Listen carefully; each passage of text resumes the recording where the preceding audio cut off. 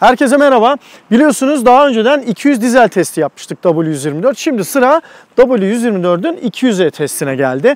Bu araçta 72 PS'lik bir motor vardı. Bu araçta da üstten tek egzantrikli 2 litrelik bir atmosferik benzin motor var ve yaklaşık 118-120 PS'lik bir gücü var. Her ikisi de serilerinin yani benzin ya da dizel motorlarının en düşük güce sahip olan üyeleri diyebiliriz. Bu yüzden ilginç bir test olacak. Her zaman için yüksek motor hacmine sahip güçlü motorlarla bu tip testler yapılır. Biz ikisiyle de yapmış olacağız. Bu daha önceden de, şimdi de bunu yapacağız. Gelin bakalım, ilk önce sürüşüyle başlayalım. Nasılmış aracımız?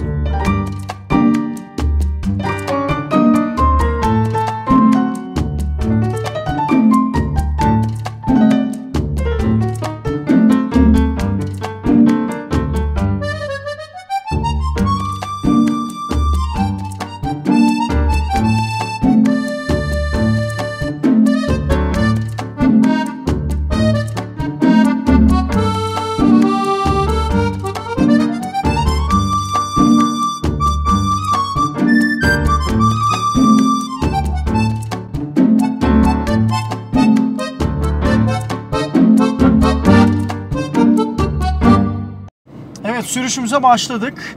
Şimdi her şeyden önce şunu belirtelim. 200'e W124 kasada sunulmuş en düşük motor seçeneğiydi.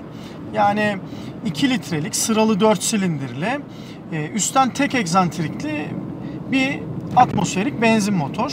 Bu motor yaklaşık 118-120 PS güç üretebiliyor ve torku da 175-177 Nm civarında. Farklı kaynaklarda farklı değerler yer alabiliyor. Bu tip bir araç ve kasa da tabii ki de ağır bir kasa.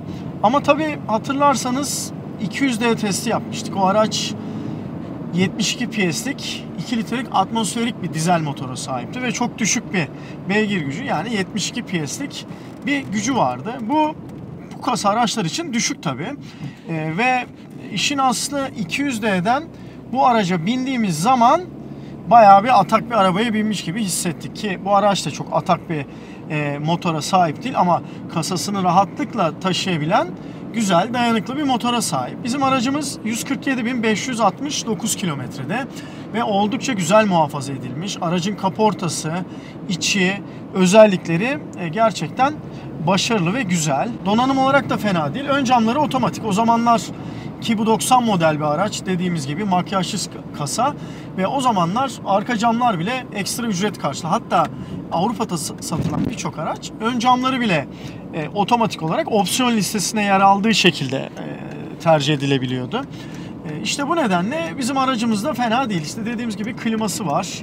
Farklı özellikler var. Deri direksiyonu ve ahşap dekorları var. Mesela vites topuzu da ahşap. Güzel ceviz türünde ahşap kaplamaları var.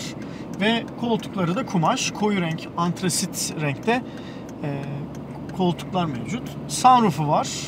O da güzel bir özellik. Elektrikli sunroof. Bunlar hep opsiyon listesinde. Mesela 200D'de 4 cam otomatik klima vardı ama onlar opsiyon olarak yer alıyordu. Daha doğrusu sonradan takılmıştı. Mesela burada bakın, böyle bir boşluk yok ve bu aracın orijinal otomatik cama sahip olduğunu gösteriyor. Ama mesela 200D'de buralarda boşluklar mevcut. Oralara tapa takılarak otomatik cam takan kişi sayısı çok fazlaydı. Benzeri şekilde mesela klimanın yeri burası, düğmesi. Onlar farklı yerde. Buraya sonradan ilave edilmiş şekilde yer alıyordu. Vardı bu aksesuarlar ama standart olarak değil, sonradan takılmıştı hepsi de. Şimdi aracımızla bir rampaya geldik. Çok atak bir motor olmadığından bahsettik ve de otomatik şanzımanlı, 4 ileri tork konvertörlü bir otomatik şanzımana sahip. Şu anda mesela normal D modunda gidiyoruz. Yani aracın standart moduyla gidiyoruz şanzımanın. Ve gaz tamamen ayağımız basılı şekilde. Yani sonuna kadar şu anda kaptırdık, çıkıyoruz. Ve devir göstergesi yaklaşık 3500 devir bölü dakikada. Hızımız da 70 km olarak görülüyor ve bu sabit hızla dik rampayı çıkmaya gayret ediyoruz. Tabii günümüz araçları, turbo araçları çok ataklar bu konuda. Mukayese etmek yanlış olur. Şimdi bu kasada eğer otomatik yerine 5 ileri manuel şanzımanımız olsaydı bu araç çok daha atak olabilirdi. Tabi ister istemez otomatik şanzıman, özellikle bu tip araçlardaki eski tip tork konvertörlü otomatik şanzımanlar motorun gücünü şanzımana tam istenildiği şekilde aktaramıyor. Kayıplar çok fazla. Ama düz şanzıman olsaydı çok daha iyi bir şekilde bunu kullanırdık. Bu şüphesiz bu şekilde. Ama tabii bunun da bir konfor algısı var. Geçişlerinin güzelliği, aracı herhangi bir vites kullanmadan, buna ihtiyaç duymadan geçirebilmemiz. Özellikle bu tip E segmenti premium araçlarda, premium markalarda vazgeçilmez özelliklerden bir tanesi. Ama birçok insan da manuel şanzımanı ayrıca seviyor. W124 kasanın geçmişiyle ilgili de çeşitli şeyler söylemiştik 200D'de ama burada tekrarlamakta fayda var. W124 kasa 1985 yıllarıyla 1995 yılları arasında model yıl olarak yer alıyor. Hatta 96 yılında üretilmiş kabrio versiyonları da var. En son olarak onlar üretildi. Üretilmeye devam edildi. Ve de 2,5 milyonun üstünde üretilmiş bir kasa. Mercedes'in çok popüler, ülkemizde de çok popüler modellerinden bir tanesi. Ve de çok seviliyor. Neden? Dayanıklı, konforlu, süspansiyon sistemi ayrı güzel. Mesela şurada şöyle birkaç kasis var. Buralardan geçmek istiyorum.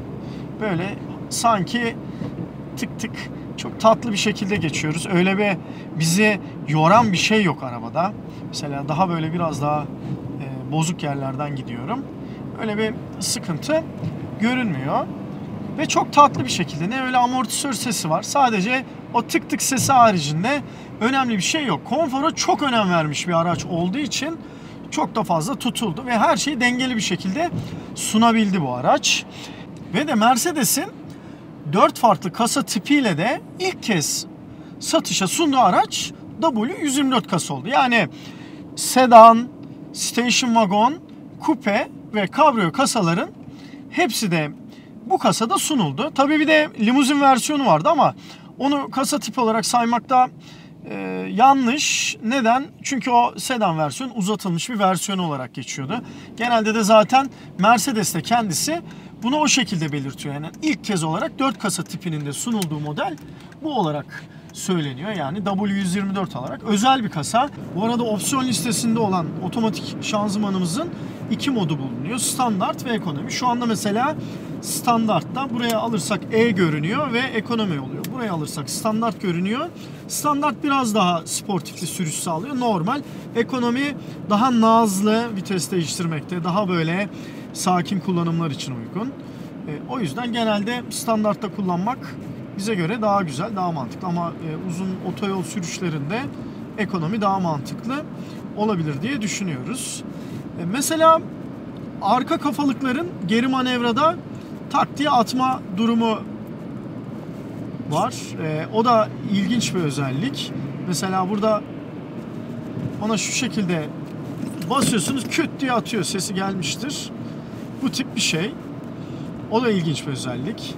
Unuttuğumuz bazı opsiyon donanımlardan bahsedelim. Mesela direksiyonumuz o klasik Mercedes direksiyonu ama deri kaplı. Normalde mesela 200D'de deri kaplı değildi. Nasıldı? Normal böyle derimsi bir baskıyla şekillendirilmiş normal bir direksiyondu. Deri kaplı değildi dediğimiz gibi. Bu öyle. Bunun haricinde aynalar tipik Mercedes özelliği o dönemdeki. Sağ ayna elektrikli. Buradan oynatılabiliyor ama bu şekilde burası elle ulaşılabildiği için manuel, herhangi bir elektrikli mekanizması bulunmuyor. Göstergelerden de şöyle bir bahsedelim. Mesela ortada hız göstergemiz var. Yanında devir göstergesi, altında saatimiz. Üstte yakıt, sol tarafa geçtik. Üstte yakıt göstergesi. Sağ tarafta yağ basıncı. Mesela şimdi araba giderken 3'teydi. Rölantiye geldik ve düştü 2'ye. Bu daha da düşebilir. Sol tarafta hararet göstergesi. Yani motor sıcaklığı da diyebilirsiniz. Altta da ekonomi. Bu BMW'lerde bastıkça tepe yapan moral bozucu bir ibre vardır. Bu da öyle, bakın şimdi bastım. Tepe yaptı. Şimdi ayağımı gazdan çektim. Düştü görüldüğü gibi. Bu da güzel bir gösterge. Sürekli gözünüz orada olursa, dikkat ederseniz oldukça tasarruf yapmak mümkün ama ayağımı gaza biraz basıyorum ve artıyor görüldüğü gibi. Altta saatimiz var. Çeşitli uyarı lambalarımız, göstergelerimiz. Üstte kilometre sayacımız ortadaki yerde 147.584, daha önce söylemiştik. Altta da belli süre içerisinde sıfırlayabildiğimiz yine mesafe göstergemiz kilometre olarak. Aracın bilgi eğlence sistemi öyle maalesef orijinal değil. Hatta iyi bir marka da değil. Öylesine takılmış bir şey. Bu tip araçlarda kaset dahi olsa belki müzik zevkini en azından yeni şarkılarda öldürecek de olsa, sonuçta bulamayız böyle bir şeyi kendimiz kaydetmediğimiz sürece, sıkıntı. Ve orijinalini her zaman genel görünüm olarak biz tercih ediyoruz. Hoşumuza gidiyor. Zorlukta yaratsa dediğimiz gibi aslında daha hoş diye düşünüyoruz. Evet, sürüşümüzün sonuna geldik. Güzel bir sürüş oldu, zevkli bir sürüş oldu. Elimizden geldiğince size bu aracı W124 kasa 200'eyi anlatmaya çalıştık. Hoş bir araç olduğundan bahsettik. Gerçekten de bize güzel anılar yaşatıyor. Gümrük ihalelerine giriyoruz. Belki de böyle bir aracı da denk getirirsek şöyle temizini, güzelini gerçekten de almak istiyoruz. Bizi izlediğiniz için teşekkür ederiz.